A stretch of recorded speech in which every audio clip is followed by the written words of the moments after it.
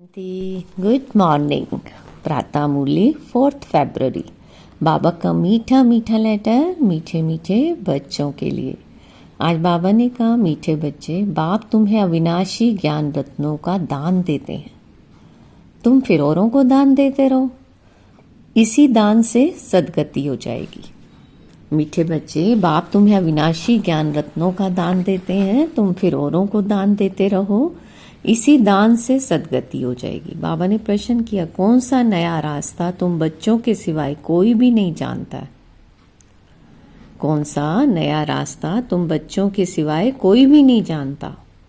बाबा ने कहा, घर का रास्ता, स्वर्ग जाने का रास्ता अभी बाप द्वारा तुम्हें मिला है।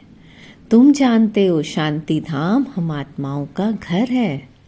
स्वर्ग अलग है, शांति धाम अलग है, और ये नया रास्ता तुम्हारे सिवाय कोई भी नहीं जानता।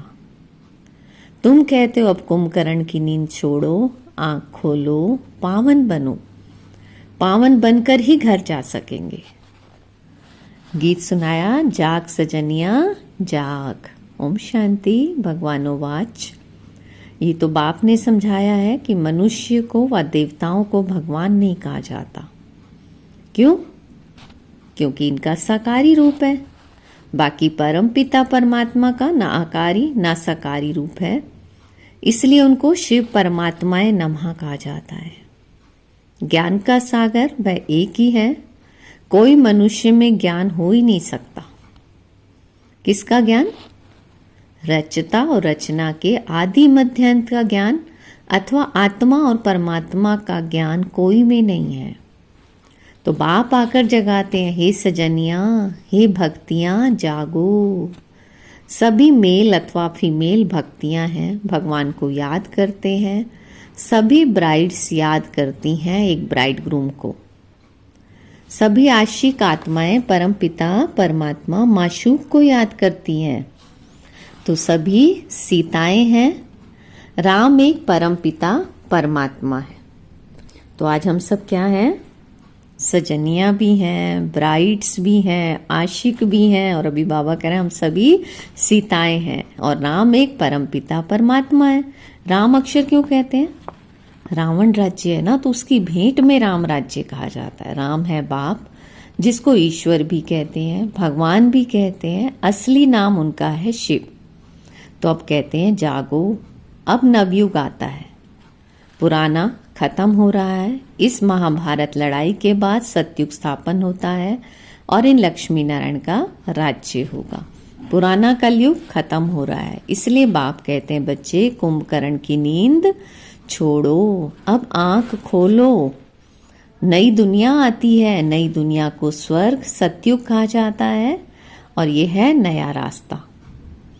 तो ये घर व स्वर्ग में जाने का रास्ता कोई भी जानते नहीं है। बाबा कहते हैं स्वर्ग अलग है, शांति धाम जहां आत्माएं रहती हैं वह अलग है। तो बाप कहते हैं जागो, तुम रावण राज्य में पतित हो गए हो। इस समय एक भी पवित्र आत्मा नहीं हो सकती, एक भी पुण्य आत्मा नहीं कहेंगे। भल मनुष्य दान पुण्य करते हैं, परंतु पवित्र आत्मा तो एक भी नहीं है। यहाँ कलयुग में है पतित आत्माएं और सतयुग में है पावन आत्माएं। इसलिए कहते हैं, हे शिव बाबा, आकर हमको पावन आत्मा बनाओ। तो ये पवित्रता की बात है ना। इस समय बाप आकर तुम बच्चों को अविनाशी ज्ञान रत्नों का दान देते हैं। कहते हैं तुम भी औरों को दान देते रहो, तो 5 विकारों का ग्रहण छूट जाए। 5 विकारों का दान दो तो दुख का ग्रहण छूट जाए, पवित्र बन सुखधाम में चले जाएंगे। तो 5 विकारों में नंबर 1 है काम विकार, उसको छोड़ पवित्र बनो। खुद भी कहते हैं, हे पतित पावन, हमको पावन बनाओ। तो पतित विकारी को कहा जाता है। और ये सुख और दुख का खेल भारत के लिए है। बाप भारत में ही आकर साधारण तन में प्रवेश करते हैं, फिर इनकी भी बायोग्राफी बैठ सुनाते हैं। तो ये है सब ब्राह्मण ब्राह्मणियां, प्रजापिता ब्रह्मा की औलाद। तुम सबको पवित्र बनने की युक्ति बताते हो। ब्रह्मा कुमार और ब्रह्मा कुमारियां, तुम विकार में जा नहीं सकते हो। तुम ब्राह्मणों का ये एक ही जन्म है, देवता वर्ण में तुम 20 जन्म लेते हो, वैश्य शूद्र वर्ण में 63 जन्म। तो ब्राह्मण वर्ण का एक अंतिम जन्म है जिसमें ही पवित्र बनना है। बाप कहते हैं पवित्र बनो, बाप की याद अथवा योग बल से विकर्म भस्म होंगे। ये एक जन्म पवित्र बनना है। सतयुग में तो कोई पतित होता नहीं है, तो अभी ये अंतिम जन्म पावन बनेंगे तो 21 जन्म पावन रहेंगे। पावन थे, अब पतित बने हो। पतित हैं तब तो बुलाते हैं। पतित किसने बनाया? रावण की आसुरी मत ने। तो सिवाय मेरे तुम बच्चों को रावण राज्य से, दुख से कोई भी लिबरेट कर नहीं सकते। बाबा ने कहा सभी काम चिता पर बैठ भस्म पड़े हैं, मुझे आकर ज्ञान चिता पर बिठाना पड़ता है, ज्ञान जल डालना पड़ता है, सबकी सदगति करनी पड़ती है। और जो अच्छी रीति पढ़ाई पढ़ते हैं उनकी ही सदगति होती है, बाकी तो सब चले जाते हैं शांति धाम में। और फिर सतयुग में सिर्फ देवी देवताएं हैं, क्योंकि उनको ही सदगति मिली हुई है, बाकी सबको गति अथवा मुक्ति मिलती है।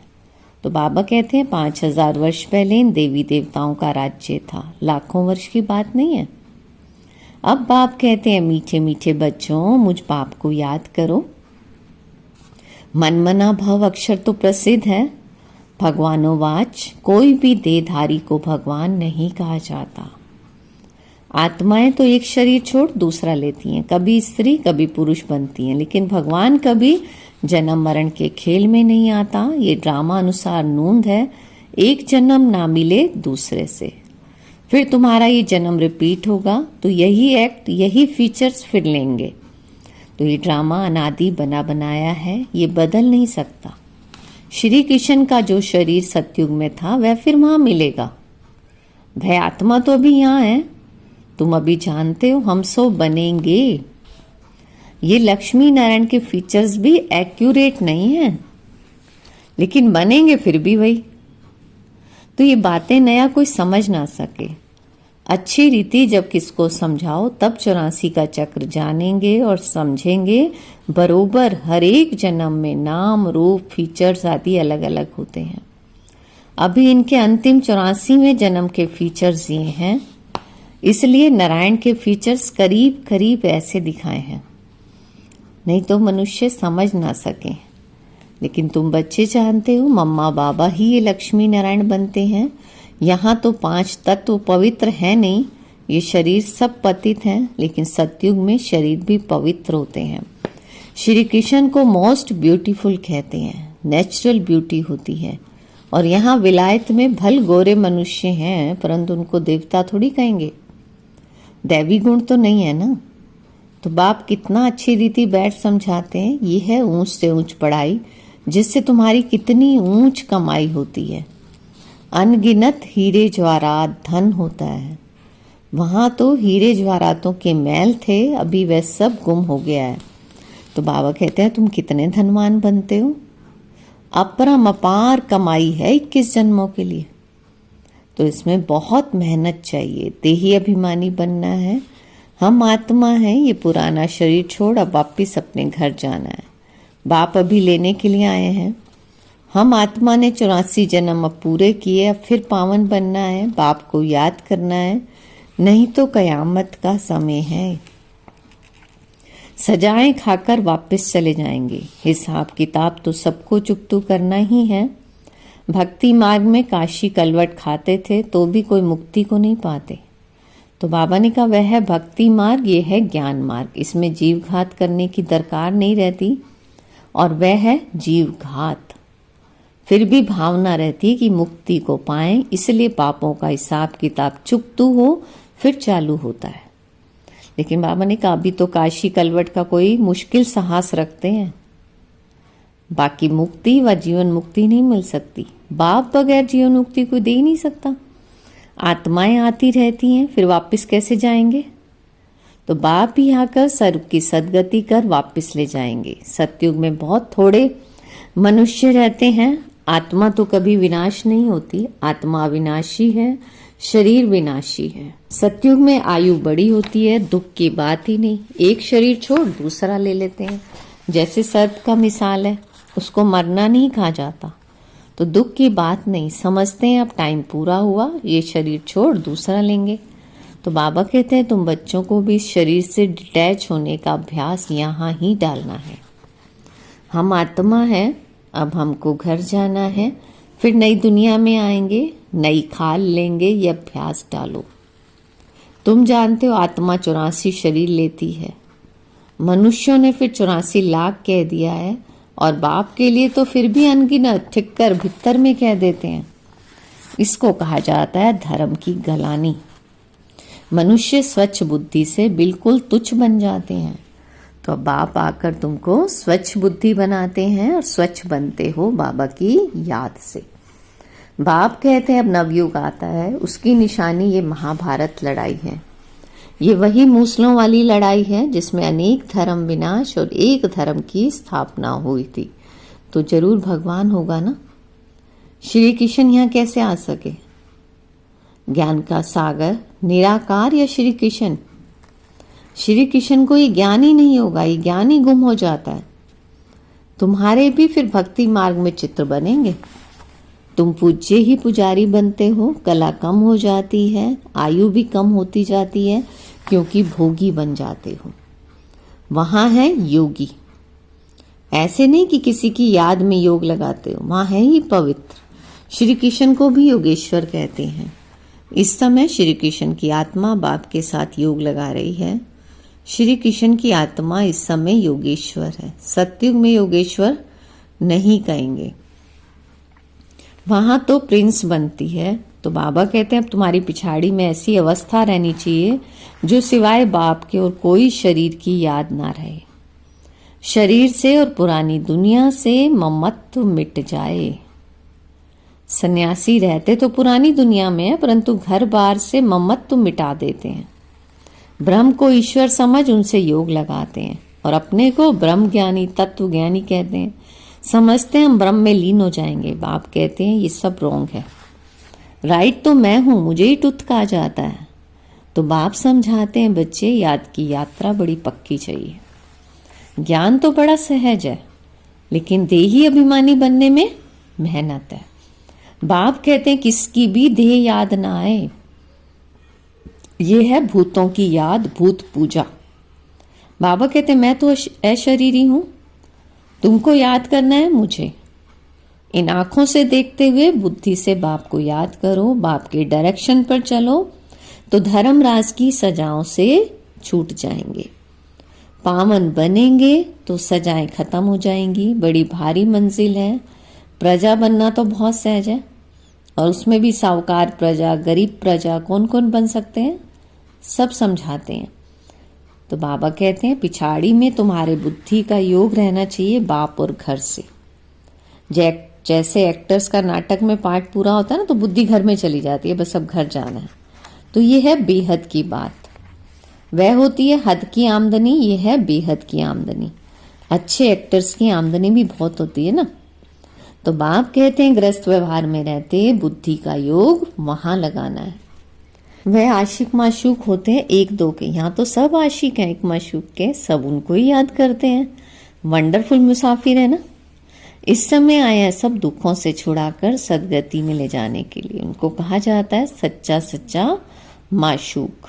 वह एक दो के शरीर पर आशिक होते हैं, विकार की बात नहीं, उसको कहेंगे देह अभिमान का योग। वह भूतों की याद हो गई। तो बाबा ने कहा मनुष्य को याद करना माना 5 भूतों को, प्रकृति को याद करना। बाप कहते हैं प्रकृति को भूल मुझे याद करो। मेहनत है ना। और फिर दैवी गुण भी चाहिए, कोई से बदला लेना, ये भी आसुरी गुण है। सतयुग में तो होता ही है एक धर्म, बदले की बात ही नहीं। वह ही अद्वैत देवता धर्म जो शिव बाबा के बगैर कोई स्थापन कर नहीं सकता। सूक्ष्म वतनवासी देवताओं को कहेंगे फरिश्ते। तो बाबा कहते हैं इस समय तुम हो ब्राह्मण, फिर फरिश्ता बनेंगे, फिर वापस जाएंगे घर, फिर नई दुनिया में आकर दैवी गुण वाले मनुष्य अर्थात देवता बनेंगे। अभी शूद्र से ब्राह्मण बनते हो, प्रजापिता ब्रह्मा का बच्चा ना बने तो वर्षा कैसे लेंगे? तो ये प्रजापिता ब्रह्मा और मम्मा वह फिर लक्ष्मी नारायण बनते हैं। अब देखो, तुमको जैनी लोग कहते हैं हमारा जैन धर्म सबसे पुराना है। अब वास्तव में महावीर तो आदिदेव ब्रह्मा को ही कहते हैं, है ब्रह्मा ही, परंतु कोई जैन मुनि आया तो उसने महावीर नाम रख दिया। बाबा कहते हैं अभी तुम सब महावीर हो ना, माया पर जीत पा रहे हो, तुम सब बहादुर बनते हो, तो सच्चे सच्चे महावीर महावीरनिया तुम हो। तुम्हारा नाम है शिव शक्ति, शेर पर सवारी है और महारथियों की हाथी पर। फिर भी बाप कहते हैं बड़ी भारी मंजिल है, एक बाप को याद करना है तो भी कर्म विनाश होंगे और कोई रास्ता नहीं है। योग बल से तुम विश्व पर राज्य करते हो। आत्मा कहती है मुझे घर जाना है, ये पुरानी दुनिया है, ये बेहद का सन्यास। तो बाबा कहते हैं बच्चे गृहस्थ व्यवहार में रहते पवित्र बनना है और चक्र को समझने से चक्रवर्ती राजा बन जाएंगे। अच्छा, मीठे मीठे सिक्की लदे बच्चों प्रति माता पिता बाप दादा का याद प्यार और गुड मॉर्निंग। रूहानी बाप की रूहानी बच्चों को नमस्ते। हम रूहानी बच्चों की रूहानी बाबा को नमस्ते नमस्ते। ओम शांति। धारणा के लिए मुख्य सार है। फर्स्ट पॉइंट, धर्मराज की सजाओं से बचने के लिए किसी की भी ध्येय को याद नहीं करना और इन आंखों से सब कुछ देखते हुए एक बाप को याद करना है। अशरीरी बनने का अभ्यास करना है, पावन बनना है। सेकंड है, मुक्ति और जीवन मुक्ति का रास्ता सबको बताना है। अब नाटक पूरा हुआ, घर जाना है। इस समृद्धि से बेहद की आमदनी जमा करनी है। वरदान दिया बाबा ने। बाबा का वरदानी हाथ सिर पे अनुभव करते वरदान को अपने में समाते।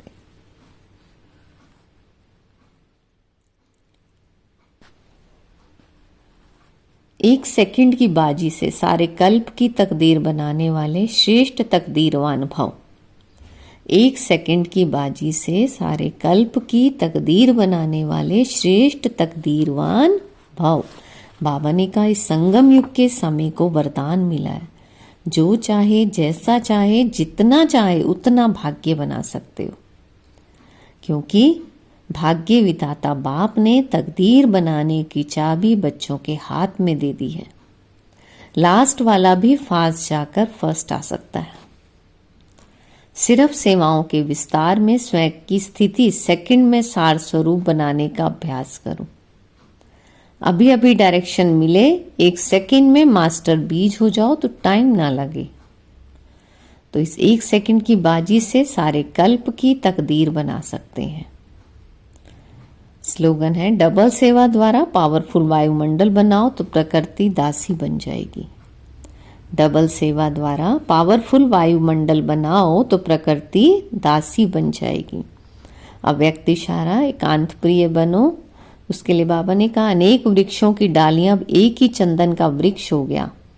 लोग कहते हैं 2-4 माताएं भी साथ में इकट्ठी नहीं रह सकती, और यहाँ तो सारी माताएं विश्व में एकता स्थापन करने के निमित्त हैं। माताओं ने ही भिन्नता में एकता लाई है। देश भिन्न है, भाषा भिन्न है, कल्चर भिन्न भिन्न है, लेकिन आप लोगों ने भिन्नता को एकता में लाया है। ओम शांति। तो आज का सम्मान, मैं श्रेष्ठ तकदीरवान आत्मा हूँ। मैं श्रेष्ठ तकदीरवान आत्मा हूँ। उसके लिए बाबा ने क्या कहा? बाबा ने कहा एक सेकंड में सार स्वरूप में स्थित होने का अभ्यास करो। टाइम नहीं लगे, ऑर्डर मिले अभी फरिश्ता बनो तो बन जाओ, मास्टर बीज रूप हो तो हो जाओ। और आज खास बाबा ने कहा देही अभिमानी बनने का अभ्यास करना है, किसी की भी देह को याद नहीं करना है। अब नाटक पूरा हुआ, घर चलना है। ओम शांति। शुक्रिया।